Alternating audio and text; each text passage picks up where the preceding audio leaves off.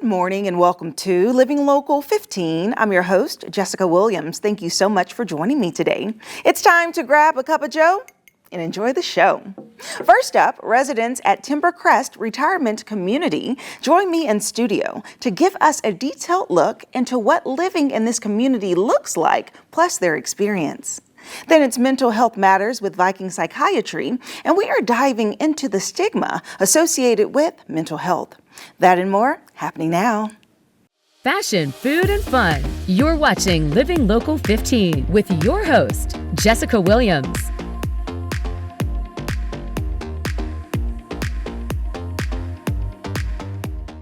This segment sponsored by Timbercrest Senior Living Community.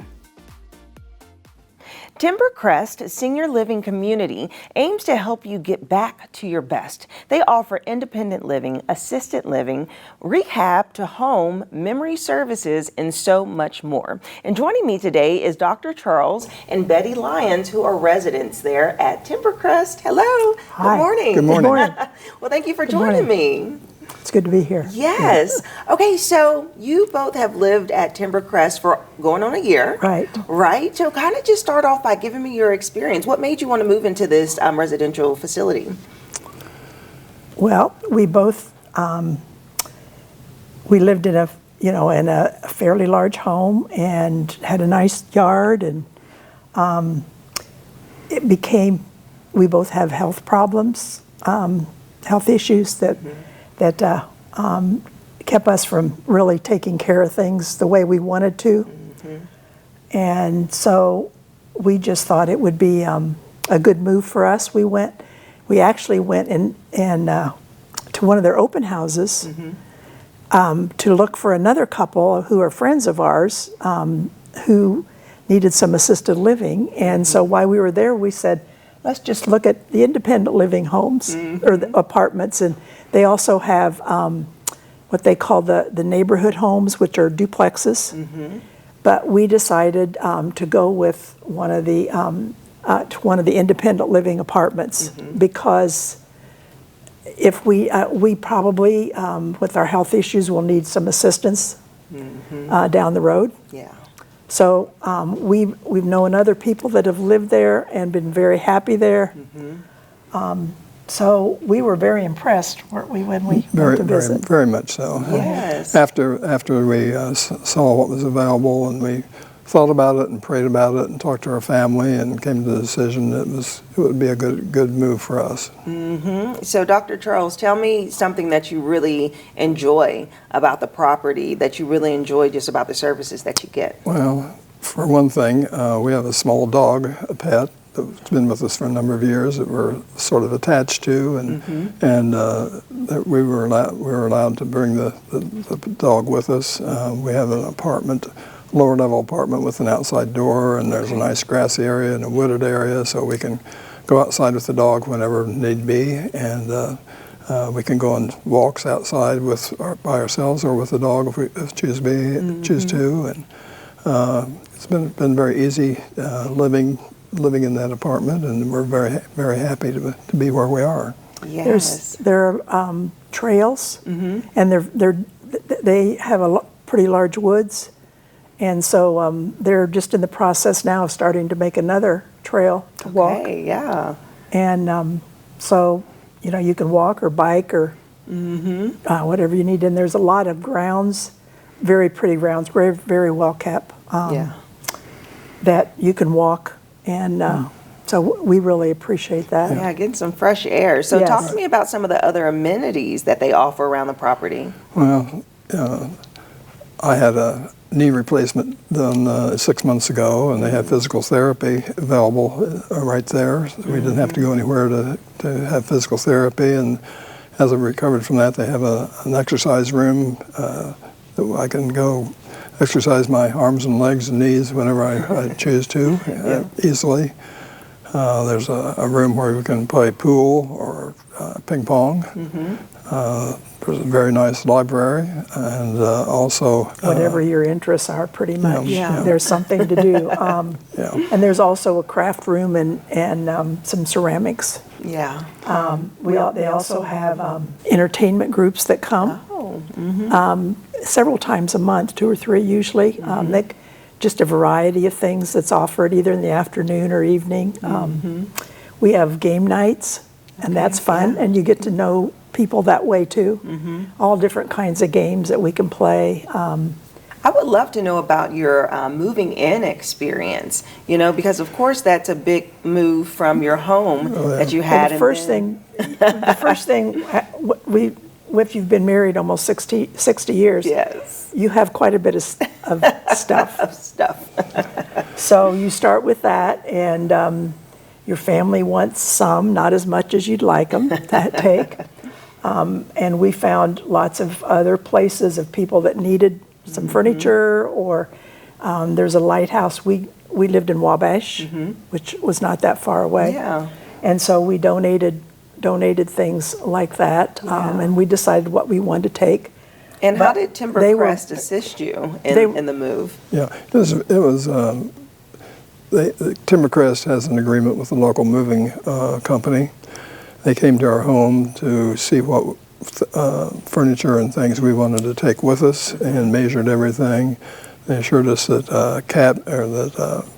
dressers and things that have clothes and things in them, we could just leave them there. They'd move it. We didn't have to take that out and move those separately. They came to our home when we were ready to move, took everything, picked it all up in one day, moved it into our apartment the same day. Very, very seamless and very easy to do. And things that we had left over that we didn't have room for, that no one wanted, they put in an auction and took care of that. Yeah. So and they helped with the cost of the moving. Timbercrest did, so that was. Yeah. And before that, our apartment was repainted and brought up to date with carpeting and cabinets and appliances and. Yeah. And what do you think about the spacing? Do you feel like it's enough room for exactly what you all need at this stage of life? Well, it's sort of humorous. When we started out, got married, we lived in a house trailer that was about 500 square feet. And now we went with a one-bedroom apartment now. We've got about 600 square feet. So 700. Or 700. 700. So sort of where we began, we're sort of back in that same Which is plenty for us now. For at this stage in our life, that's more than enough. And yes, and anytime there's any maintenance problem, anything, they're right there to help you. Everybody is so helpful and so friendly, and we just really have appreciated that. Yeah, and so as you mentioned, you are about to celebrate 60 years of marriage, we are. which is so beautiful. So congratulations Thank and you. happy early anniversary to you. And so if someone's listening and they may be at the same stage of wanting to transition to an assisted living or independent living home, what advice would you give them in this moment? I would say, take a tour, go visit. It's hard to leave our homes, but it's a gift to your children because you have the help there you need. Yeah. And yet there are lots of rooms. Each wing has a room available that you can sign up for that your family can come and stay in. Oh, yeah. There's just, they bend over backwards to help you with visitors. There are meals there. If you want to eat all your meals there, they have very good meals. At this point, we still cook most of our meals. She cooks. He does the dishes. We have an arrangement. She cooks and I do dishes. Okay. But it's, I think that's, our children considered it a gift to them that we're taken care of, and they can come whenever they want. And there's also rooms available, which we've not rented, you just have to sign up for them, it's free. There's different rooms that you can just sign up for and have family gatherings. In fact, we're going to have a Love Me Tender party, gathering, I should say, of just friends and family for our anniversary. Oh, that's sweet. You're not old enough to remember Elvis, but Love Me Tender was our song. Oh, I love that so much. Well, thank you both so much for coming in and chatting with us about Timbercrest. Sure. Appreciate You're it. welcome. You're welcome. Happy to. And if you would like more you. information about Timbercrest Senior Living Community, we'll have their website listed below. You can go online and check out all of their services and what they have to offer. And I'll see you after the break. This segment sponsored by Timbercrest Senior Living Community. Have an idea for the show? Want to find out how you can be a guest? Contact us at livinglocal15@wayne.com.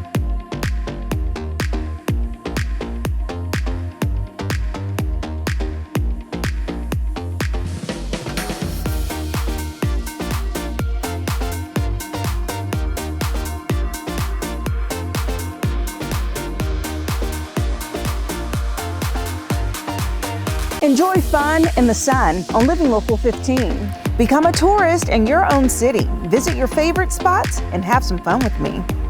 From kayaking to rappelling off a building, I show you ways to have an adventure in Northeast Indiana every weekday morning at 9 on WANE 15. So join me, Jessica Williams, for Living Local 15. Watch Living Local 15 with Jessica Williams weekdays at 9 on WANE 15 and catch past episodes on wayne.com. This segment sponsored by Viking Psychiatry.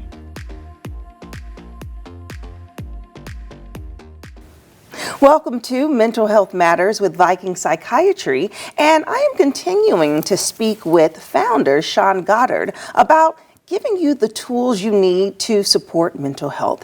And today, Sean, welcome back. Thank you. We're going to talk about the stigma side of it, because there is stigma that comes with people having mental health conditions, expressing or sharing that they have it. I think we've gotten better over the years, especially as we witness on news and on social media, how devastating holding it in can be for that individual. So now we're trying to understand it better. But why do you feel that there's such a strong stigma?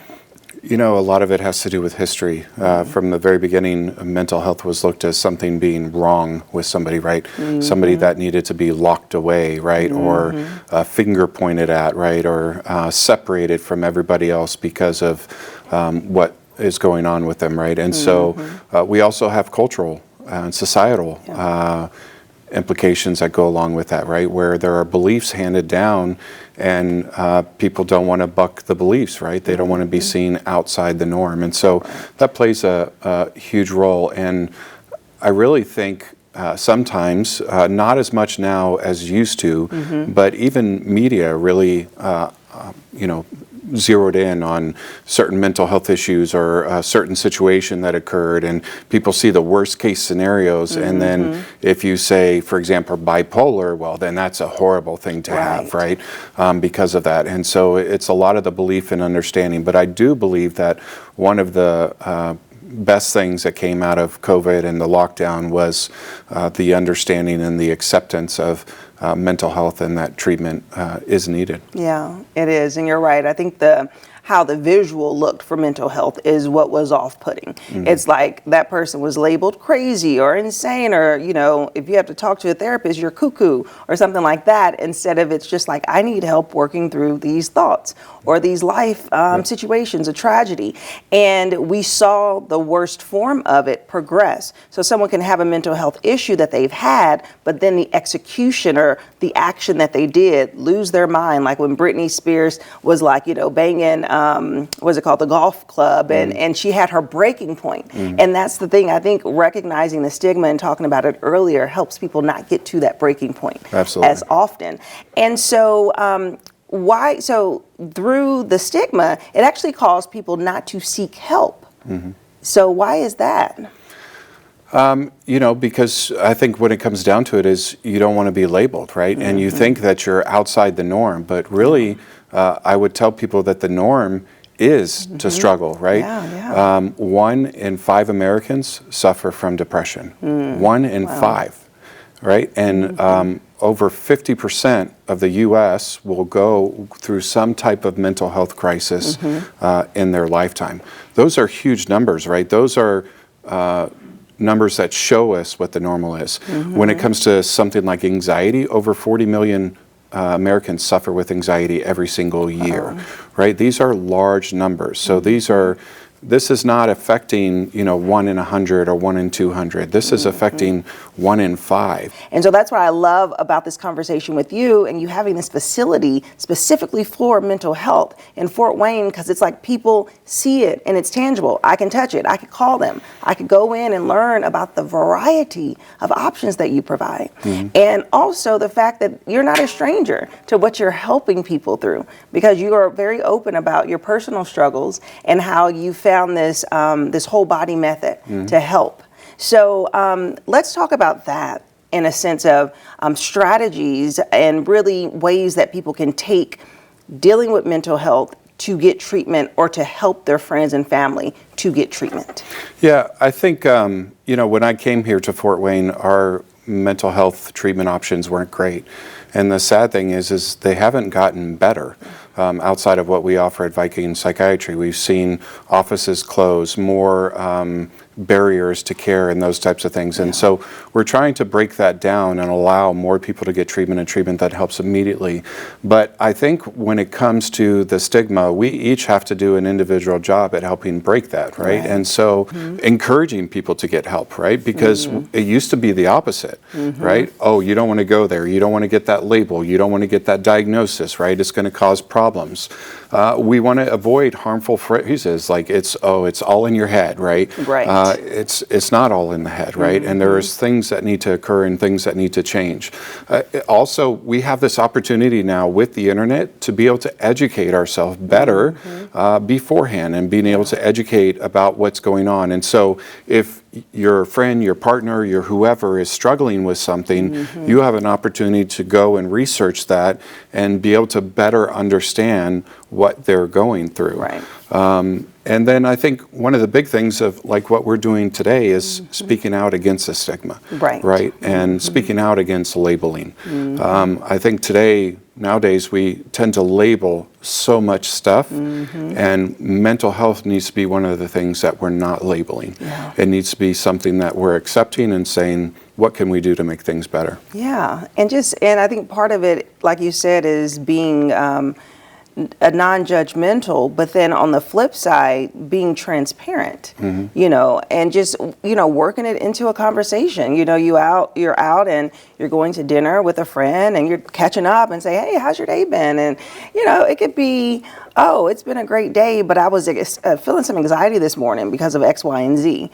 And it's not like the world stops. It's like, oh yeah, girl, I experienced that too. You will find how much people can relate if you share. But if people are holding it back because I don't want to judge you and I don't want you to judge me, then we're not going to have those conversations. And I've had the most beautiful conversations with people through that transparency. And it shows that we are not in this by ourselves. We are actually all experiencing very similar things, and it's okay. You bring up such an important point about sharing. One of the things that I often ask in the office and even when I'm out and about, just the other day, I asked them how they were doing, and they're like, oh, I'm fine. And the thing I asked was, is that just the canned response, or is that how you're really feeling? Because we tend to just respond automatically. And sometimes somebody just following up and saying, are you sure? Are you okay? Especially if you're picking up on something. Is there anything you want to talk to me about, right? And we've talked about the body storing things, right? The better we can release that in that moment or deal with those issues in the moments, the better we're going to feel.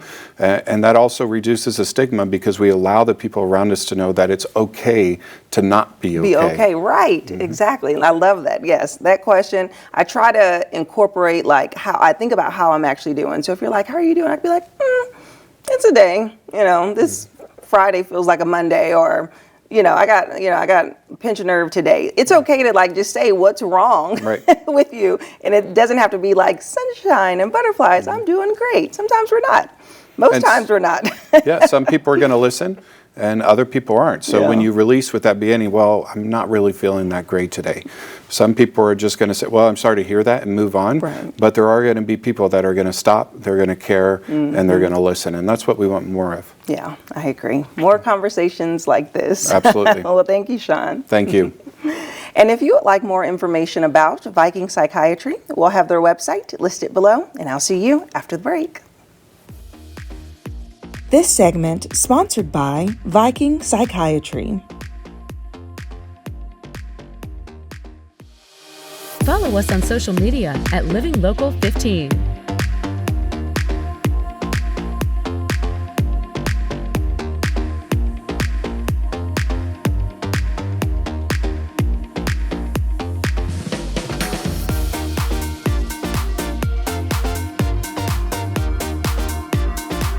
Join me, Jessica Williams, on Living Local 15 every weekday morning at 9 on WANE 15. Watch Living Local 15 with Jessica Williams on WANE 15.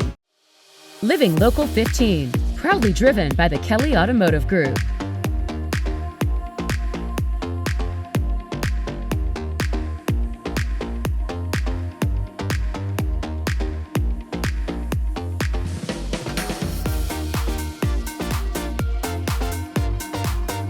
Well, that's our show for today. Thank you so much for joining me. And remember, you can always catch up on episodes and segments of Living Local 15 by going to WANE.com, downloading the WANE app, and also checking us out on YouTube.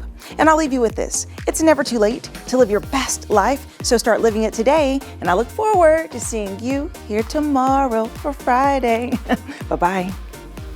Go to the Living Local 15 page on WANE.com for recipes from the show, to watch a segment again, and to get information on products and services featured on Living Local 15.